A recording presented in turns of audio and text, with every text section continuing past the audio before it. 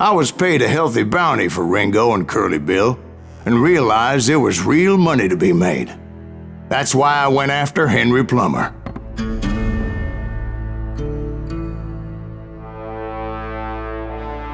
Wasn't he the sheriff who augmented his income by shaking down miners and robbing gold shipments? That's the one.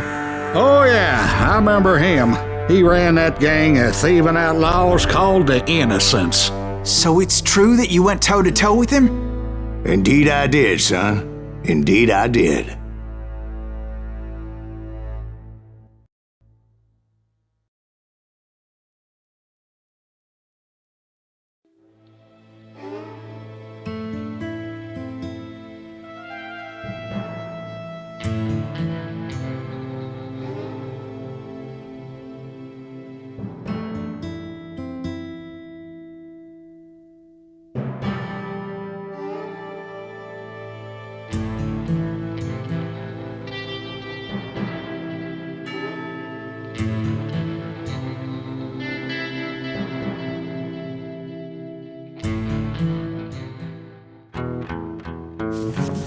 I knew I needed resources if I was going to track down Rosco Bob Brайnт, and hunting Plummer looked like a good way to get rich quick. As the local vigilantes exposed him as the leader of the bandits, and put a generous price on his head. Plummer rallied his gang to plunder one last gold mine before making their escape, and that's where I thought I'd find him.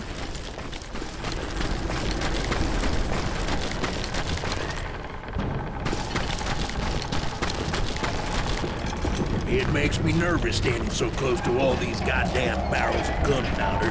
Why would you be nervous? No one has the cojones to come after us. As long as you don't light up a cigar, we're fine. Yeah, besides, George is up there on the rocks with that rifle of his. Nothing gets past him. As my late father pointed out to me more than once, God made men, but Samuel Colt made them equal. That's it for you!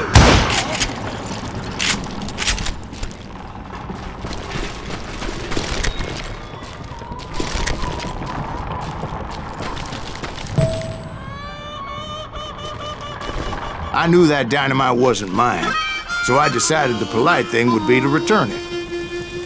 It was the biggest gold rush since Sutter's Mill in '48. Unfortunately, prospectors weren't the only ones drawn to those riches. I'm putting you down! There were thieves and killers, robbing travelers and hijacking gold shipments. Like those that ran with Plummer. Some were just regular folks I knew from town, drawn by greed and easy pickings.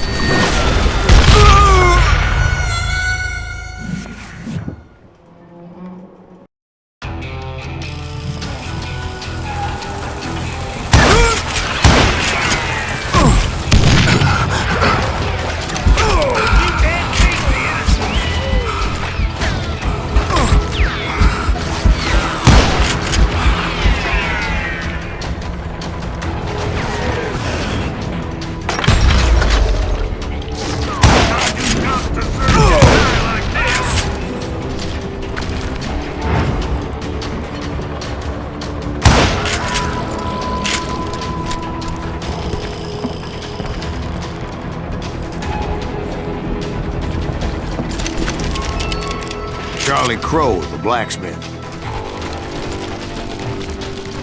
James, who worked in the stable.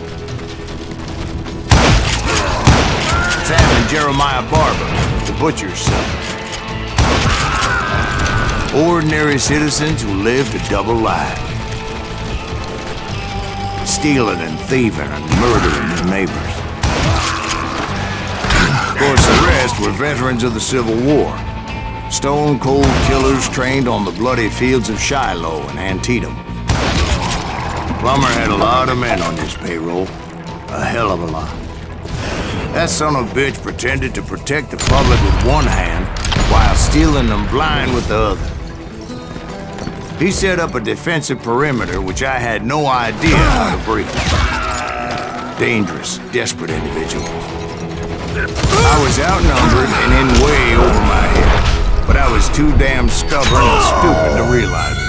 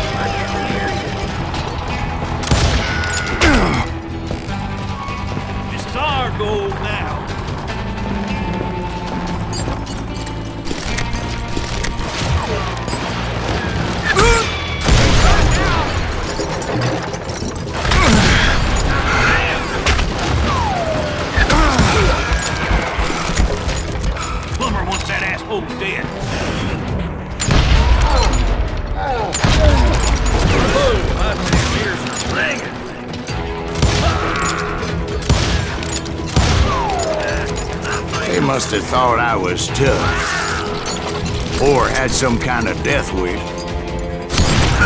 seeing as there were barrels of gunpowder everywhere. Watch out for the goddamn gunpowder! One stray bullet, one stray spark, and I'd be blown to hell and gone. Did I have any second thoughts about what I was doing? No. I thought I was some kind of hero.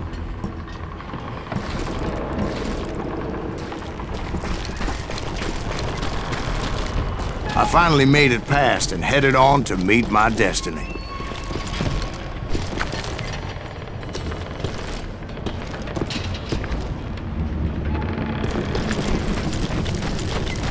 But first, I had something I needed to figure out.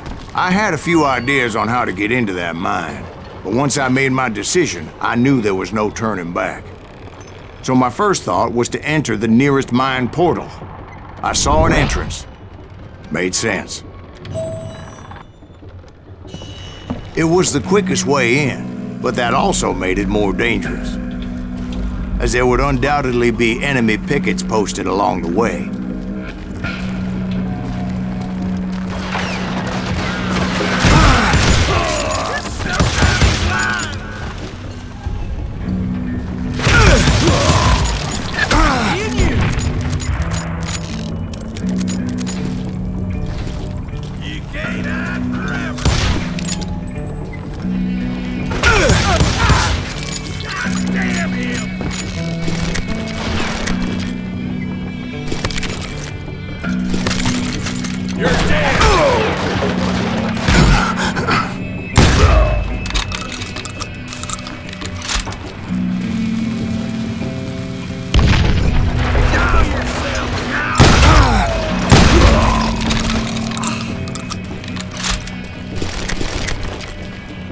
Besides, once you enter a mine like that, it's easy to get all turned around. And that confusing maze of corridors wouldn't even be the worst of it. Some of those shafts could be as deep as hell.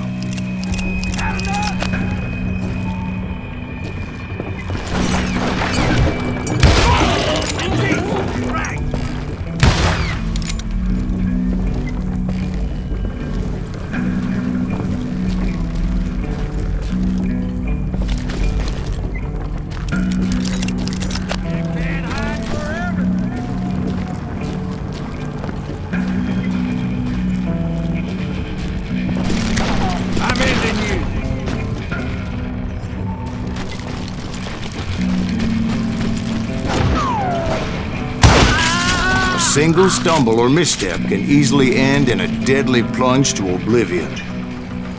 I'll flank it!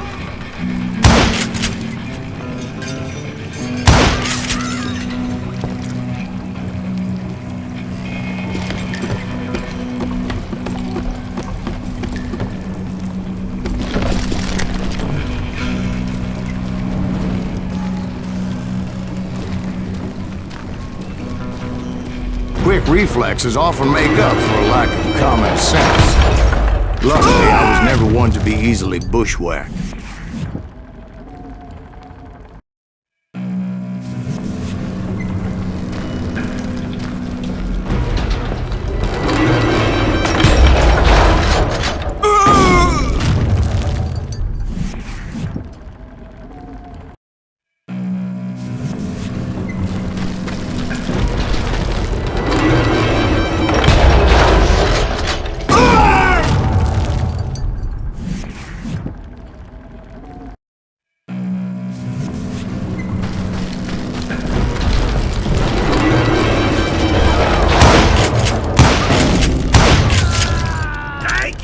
I would just need to be careful not to blow myself to kingdom come.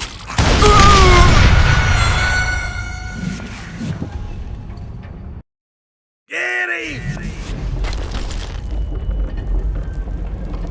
You must be about out of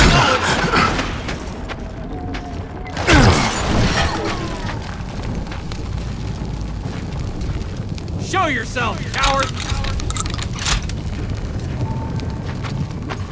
time to... As a boy, I always loved the 4th of July. There he is!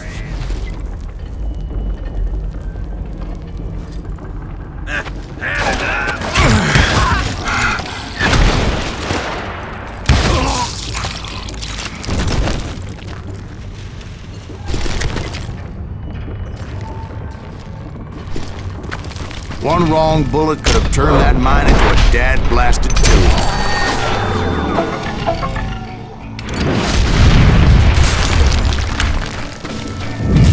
I freely admit that my plan of attack was not just moronic, but clearly insane.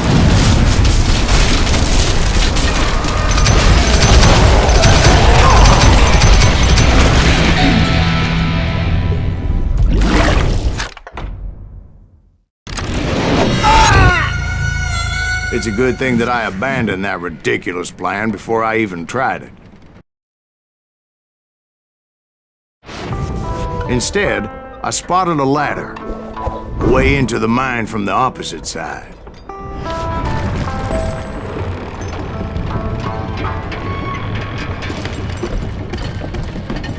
It was a long way around, but that approach seemed more sensible at the time. Of course, being I had a problem with heights, that scaffolding scared the bejesus out of me.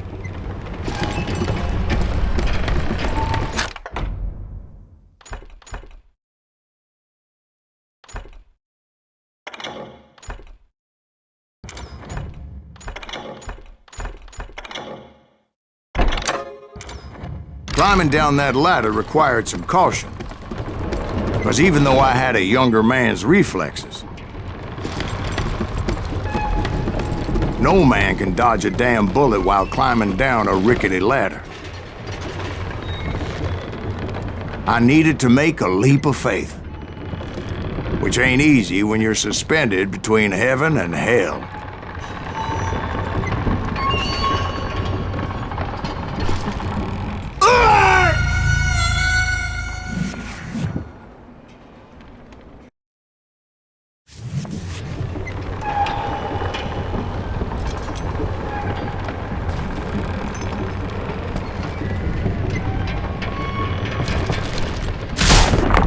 Determined not to give up, however.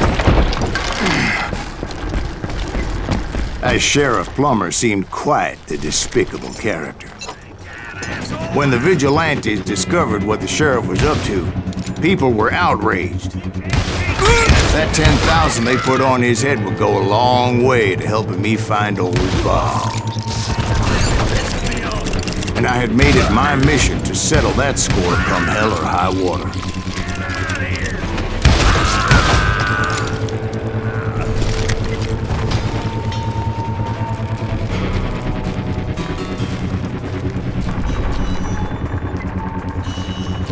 first, I would have to make a choice.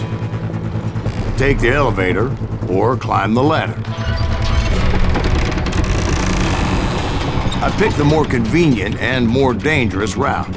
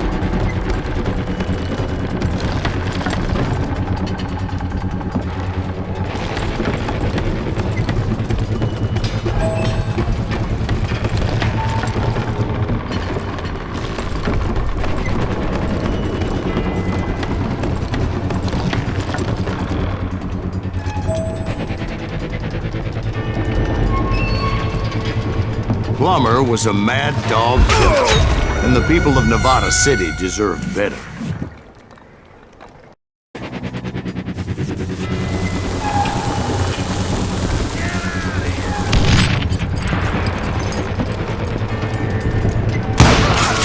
Right, well, he was the sheriff of both places at one time or another, but that's neither here nor there. The point was, taking him down would save a lot of lives, including my own.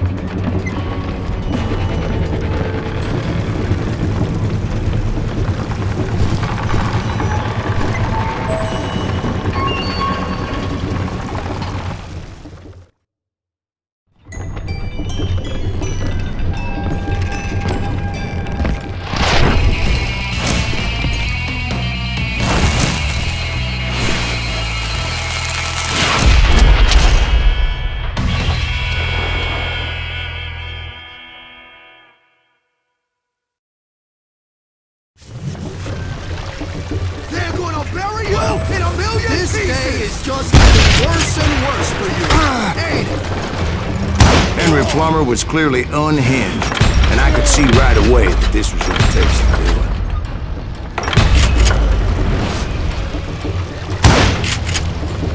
You ain't taking me!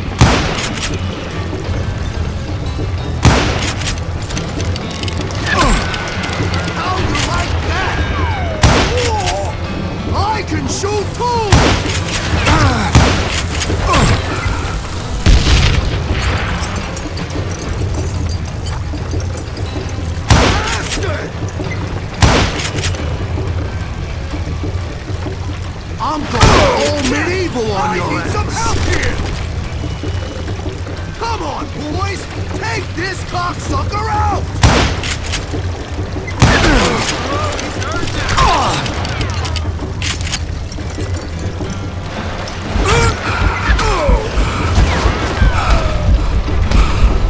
Show him how to die!